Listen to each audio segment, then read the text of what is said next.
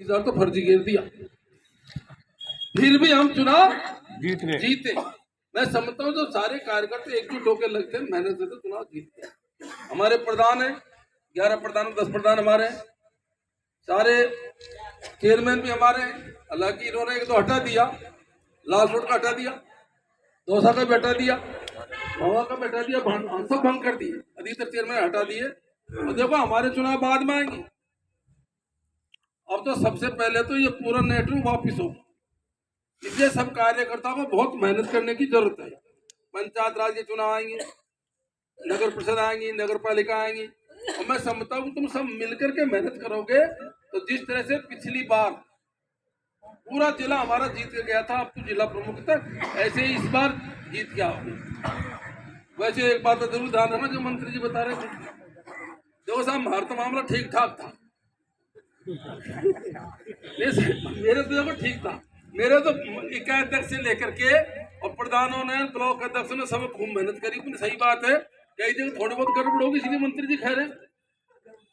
तो इस बार क्या कि बिल्कुल राव साहब है, जिला अध्यक्ष जी, सब पूरा संगठन है, आपकी सलाह से सारे काम होंगे, पंचायत के चुनाव होंगे।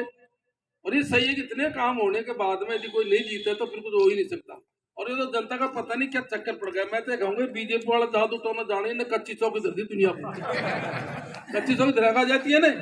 अब तो मंत्री जी की, हम तो अभी एमपी इलेक्शन में गए थे, मैं सब इतनी हॉस्पिटल, इतनी बिल्डिंग है गांव में, ऐसा लग रहा था जैसे कोई शहरों में आ गए। दौसा में, बांदीपुर में, सिगरा में कामों की खई, महुआ में भूला जी ने गजीब कर दिया था, सब जगह काम हुई, खूब काम हुई है। लेकिन देखो ये बात सही है, कितने भी कोई काम कर लो, कितना भी कुछ भी कर लो, लेकिन जब तक संगठन बूथ से लेकर के ऊपर तक का मजबूत नहीं होगा, चुनाव नहीं जीत सकते।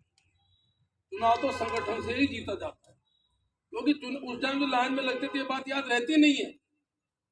इसलिए राजा साहब एक तो क्या हुआ कि थोड़े दिन पहले हमको दिशा निर्देश दिए थे वहां से, पीसीसी से, अब सबका ब्लॉकों का, जिला का, सबका पुनर्गठन कर लो। और मेरे हिसाब से जिला अध्यक्ष जी ने लिस्ट पुनर्गठन की भेज रखी है सबकी सलाह से, क्यों भेज रखी ना, तो ये उनको सबको अप्रूव करा दो तो क्या नया संचार हो जाएगा।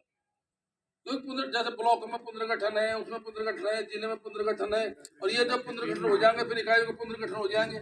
उसमें ये भी डायरेक्शन थे, अब भाई जो 4-5 महीने पता भी लग गया, 2-3 चुनाव भी हो गए, कई विधानसभा चुनाव सही काम किया कि नहीं किया, लोकसभा चुनाव सही काम किया कि नहीं किया, पंचायत राज में क्या किया, ये सारी बातों को पता है। तो पुनर्गठन इसलिए था, अब इसमें छटनी कर लो और मजबूत आदमी और जोड़ लो, तो मैं समझता हूँ कि अति शीघ्र जल्दी से जल्दी इसको पुनर्गठन हो जाएगा तो बहुत अच्छी स्थिति हो जाएगी।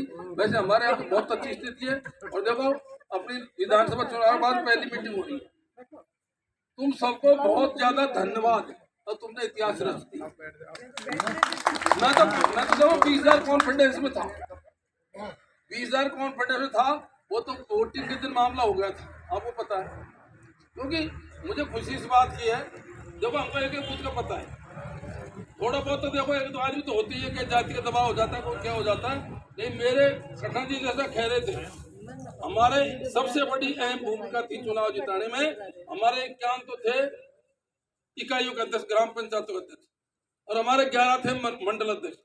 और उसमें ऐसा भी नहीं है, जिस जाति का प्रत्याशी था बीजेपी का, उसमें 30% उस जाति के भी थे, एक भी हमारा पदाधिकारी टच से मस नहीं हुआ, सबने वहीं वोट दिया जो डालना चाहिए था।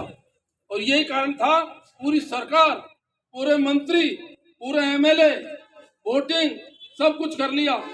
चलते चुनाव में कभी ऐसा नहीं हुआ, चलते चुनाव में 19 तो बूथ के इंचार्ज बदल दिए चलते चुनाव में। किसी ने भी पूछ लिया आईडी दिखा, हट जा तू, दूसरा लगा दिया। 17, 18, 19 बदले थे। उन सारे विकट परिस्थितियों में हम दौसा चुनाव जीते। इसका मतलब हमारे कार्यकर्ताओं में दम तो है, और कार्यकर्ता पीछे जीता। आज आप पधारे हो, निश्चित आप बार बार आते रहेंगे। राज्यपाल जी आप तो आते रहते हो, और मैं समझता हूँ कि हीरलाल जी साफ खरे बात का ध्यान रखना, ये सही है नहीं सही। देखो ये क्या है, अपन जानते हैं सरकार उनकी, हमें जानते हैं विपक्ष में है, लेकिन हम हमारी कलम से तो नहीं करें, ऊपर से करवा लो सरकार से। वो तो बोर्ड होता ना।